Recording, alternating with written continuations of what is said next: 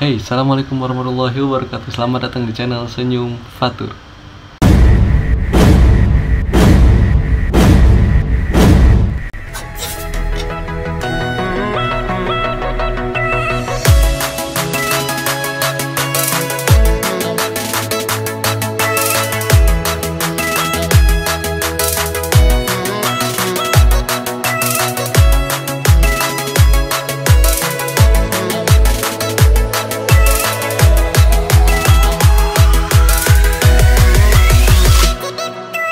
Bagaimana kabarnya teman-teman semua? Semoga sehat selalu.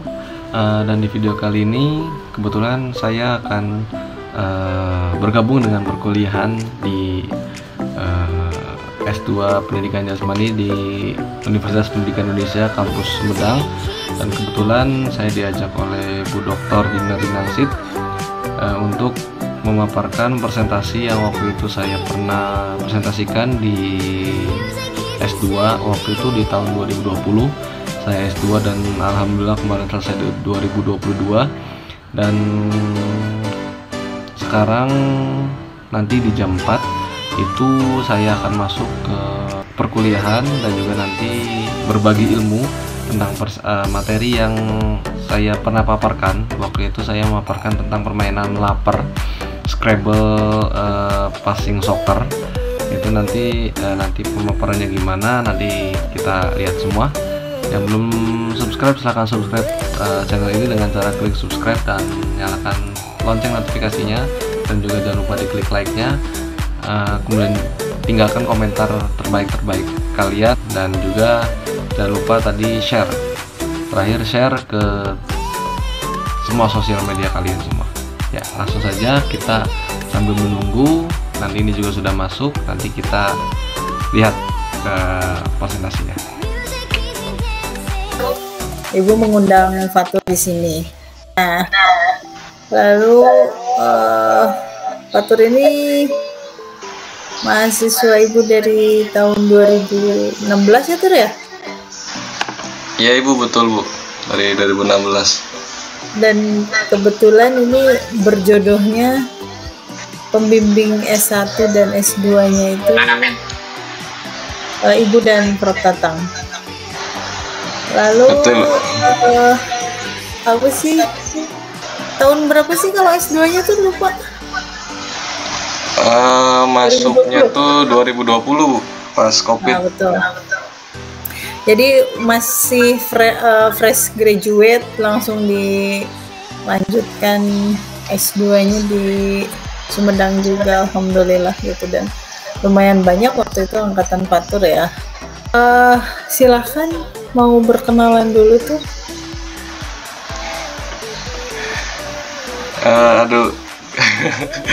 Ya, bismillahirrahmanirrahim. Assalamualaikum warahmatullahi wabarakatuh. Waalaikumsalam warahmatullahi wabarakatuh. Sebelumnya terima kasih buat Ibu Dinar yang kemarin menghubungi atau chat buat katanya mau minta sharing buat di kelas akang-akang. Sebelumnya sebelum nanti di materi, mungkin di sini Fatur hanya sekedar berbagi aja gitu, hanya sekedar sharing. Kemudian barangkali nanti ada perkataan yang salah, mohon dimaafkan gitu Pak. Sama juga Fatur juga masih belajar, kebetulan. Kalau memperkenalkan tadi sudah mungkin sedikit sadari Ibu Dinar, saya di S1 dan S2-nya di UPI Sumedang, dan kebetulan dosen pembimbingnya itu Bu Dinar dan juga Pak Tatang dari S1, dan kebetulan S2 juga begitu ya Bu ya. Ya mungkin ya mungkin itu saja sih untuk perkenalan dirinya. Ini di share screen aja Bu atau gimana Bu? Boleh share screen aja kan biar ngeliat. Kemarin udah diliatin, tapi Bu kurang paham, nggak tahu ya ini mah harus ke yang bikin ya. Kalau bikinnya itu juga nggak bisa ngejelasin. Aduh. Lah kan bukan ujian tuh. Siap. Ini sharing aja.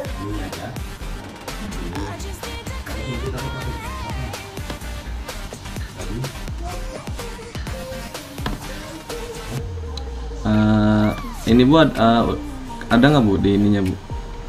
Ada udah muncul. Lanjut Kang. Muncul. Ya paling akang-akang dan ibu juga ini di sini Fatur cuman sekedar sharing aja. Kemarin waktu pada saat perkuliahan kemarin yang manajemen pemasaran Penjas, Fatur membuat sebuah permainan yang dikombinasikan antara sepak bola dan juga permainan Scrabble atau permainan yang susun kata. Nah, di sini mungkin kalau misalkan permainan sepak bola sendiri mungkin akang-akang sudah tahu penjelasan dan artinya, kemudian peraturannya dan sebagainya. Kemudian Fatur digabungkan dengan Scrabble itu sendiri. Scrabble itu permainan dimana kita menyusun huruf-huruf yang nantinya bernilai gitu. Contoh misalkan huruf P bernilai 10 atau misalkan huruf N bernilai 2, misalkan seperti itu. Nah, nanti disusun. Nah, itu Fatur kombinasikan antara permainan sepak bola dengan permainan Scrabble itu sendiri, dan dimana permainan itu digabung dalam sebuah model permainan dalam pendidikan jasmani kebetulan.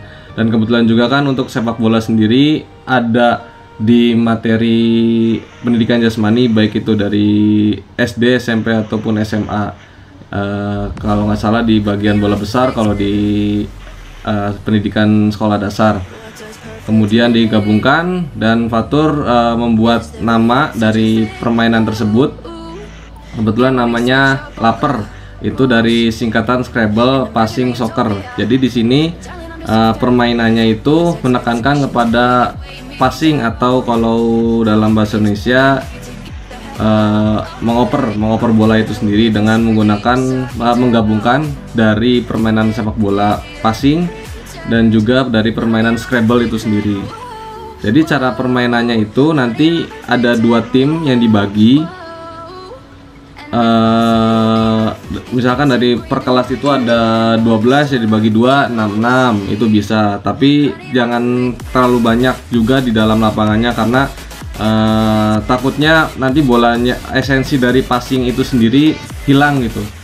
Maksudnya gimana? Maksudnya nanti esensinya hanya yang bermain cuman 3 atau 4 dari orang tersebut. Kalau misalkan orangnya ada 10 ataupun ada 8 misalkan, nanti yang main hanya 3 atau 4 saja. Nah, biar esensi dan materi mengoper bola itu tetap ada, nah kelompoknya dibagi sebanyak misalkan 4 atau 5, jangan terlalu banyak.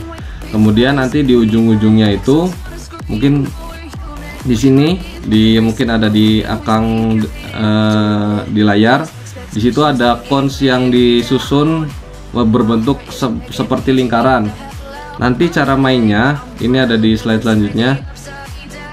Cara mainnya itu setiap tim harus tidak boleh direbut seperti kucing-kucingan jatuhnya.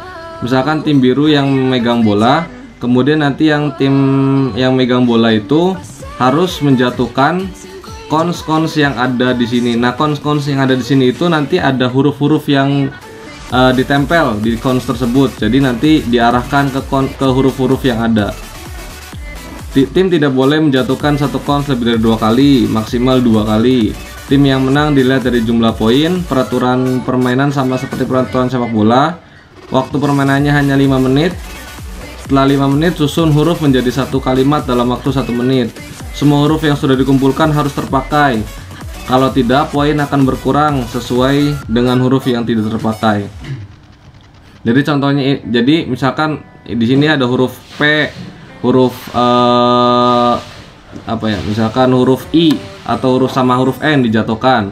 Nah, kan bisa disusul jadi pin misalkan. Nah itu harus disusun semua 3 huruf itu dalam waktu 5 menit. Misalkan menjatuhkan 4 cons. Nah, 4 huruf itu semuanya harus disusun menjadi satu kata. Misalkan dia menjatuhkan P, I, N dan A misalkan. Huruf P, huruf I, huruf N dan huruf A. Tapi huruf A nya nggak dihitung, nggak dimasukkan ke dalam kata. Nah, nanti poin yang di total itu dikurangin huruf A tersebut. Nanti huruf A nya ada keterangannya di sini. Perlengkapan umumnya bola sepak, lapangan sekolah, poloid, dan kertas untuk mencatat. Perlengkapan khususnya terdiri dari kons berjumlah 18, huruf 18 buah yang ditempelkan pada kons. Hurufnya yang ditempelkan seperti ini, ada huruf-hurufnya yang disesuaikan. Kenapa disesuaikan? Karena agar mempermudah anak untuk menyusun kata-katanya agar tidak terlalu sulit dalam membentuk kata tersebut. Di sini ada huruf vokal a, i, u, e, o. A-nya ada 2, huruf I ada 2, huruf U ada 2, huruf E ada 2, huruf O ada 2, dan sisanya di sini huruf konsonan. Tidak semua, seperti tidak ada huruf B, huruf C tidak ada, huruf D tidak ada. Jadi biar mudah misalkan mendapatkan kata makan, mendapatkan nama misalkan, atau misalkan kue misalkan, seperti itu. Nah, ini ada juga huruf yang dari huruf-huruf ini poinnya berbeda-beda, akang-akang. Di sini huruf A huruf vokal itu 3 poin, huruf K, M, N, L, S, dan R itu 5 poin, dan huruf Y dan Z karena mungkin sulit untuk mencari kata dengan huruf Y dan Z itu dikasih poin 10. Mungkin seperti itu. Jadi dari yang ada kons ini ditempelkan huruf-huruf yang tadi sudah dijelaskan, ada dari huruf vokal dan juga huruf konsonan. Nanti pemain itu saling berebut bola, passing, kemudian ngambil bola tersebut. Nah, misalkan bolanya udah kena satu, berarti bolanya sekarang bola di merah. Misalkan bola merah kerebut bola biru harus menjatuhkan. Nanti kalau misalkan bolanya kerebut sama merah menjatuhkan. Seperti main permainan bola seperti pada umumnya, cuman permainan tersebut diubah sedikit, dimodifikasi seperti itu permainannya. Jadi nantinya akan mendapatkan siapa tim yang mendapatkan poin terbanyak. Jadi esensinya nanti anak selain mengasah untuk keterampilan dalam mengoper bola, anak juga dituntut untuk berusaha berpikir cepat bagaimana mampu menyusun kata dengan tekanan dari lawan. Misalkan kan tim merah ditekan sama tim biru, nah tetap harus berpikir mau nyusun kata apa gitu. Nah, itu juga esensi yang pertama. Yang kedua, anak dituntut untuk bekerja sama, karena kalau misalkan bermain sendiri esensi mengopernya itu tidak akan ada begitu. Yang ketiga, harus fair play, karena ketika nantinya si bola itu tidak dioper ataupun misalkan tidak disusun, ada huruf yang tidak disusun, nah itu kan menghilangkan esensi dari fair play itu sendiri. Mungkin itu Bu yang bisa Fatur paparkan. Terima kasih. Assalamualaikum warahmatullahi wabarakatuh. Waalaikumsalam warahmatullahi wabarakatuh. 1 week later. Ini barangkali ada yang mau ditanyakan sama teman-teman kita di Lampung. Ini kebetulan kelas jauh dari Lampung. Iya, luar biasa. Kuliahnya itu pakai Jimit gitu atau pakai Zoom. Jadi nanti mungkin sekali-kali kalau diundang kita juga nanti difasilitasi untuk datang ke Lampung. Masya Allah. Ini kuliahnya di sini di layar gandong. Iya, alhamdulillah. Oke, silakan Pak Yuda, Pak Fajar, Pak Trio, barangkali ada yang mau ditanyakan berkaitan dengan permainan yang dijelaskan oleh Fatur. Silakan Pak Trio, mangga. Ya, terima kasih Bu. Terima kasih Pak Fatur, salam kenal, dan ini materinya sangat interest gitu saya dengan melihat ini tadi presentasinya. Ini basicnya offline atau membutuhkan bahan-bahan untuk membuat lapangan dan lain sebagainya, ini bagaimana Pak?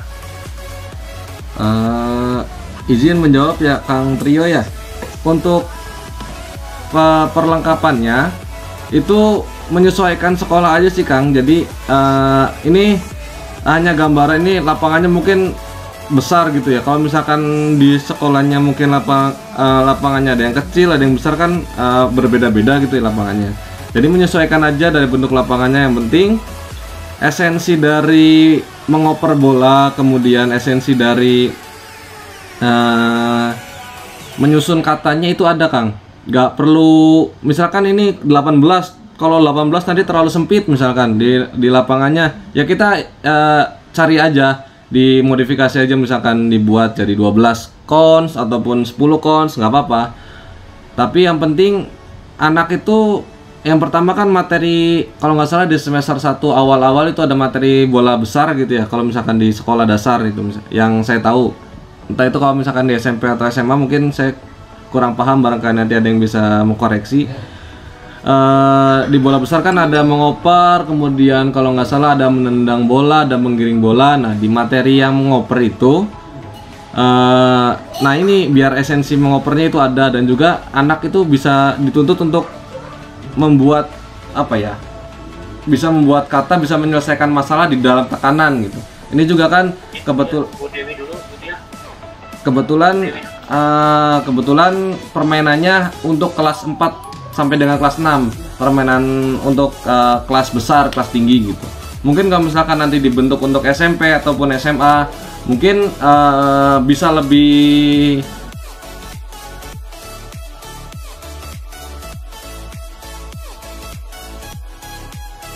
80,000 impressions later. Would you please stop imitating me? It is starting to get very annoying. poinnya 10 kayak Z, kayak Y. Nah itu bisa di random, taruh di, misalkan taruh di kubu merah ataupun di tim biru atau tim merah gitu. Itu terserah. Yang penting pada saat tadi ketika konsnya sudah terkena dengan 2 kali misalkan, nah itu nanti dijatuhkan konsnya, jangan dibiarkan berdiri lagi gitu. Jadi biar nanti tidak huruf S sampai ada 3, huruf Y bisa sampai 3 gitu. Nah itu jangan sampai seperti itu.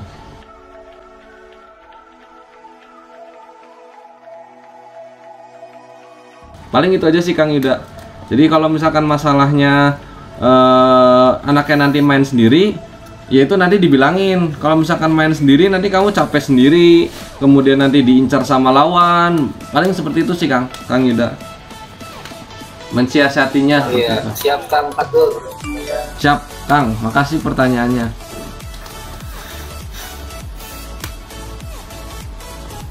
Luar biasa, luar biasa pada Sudah jelas ya.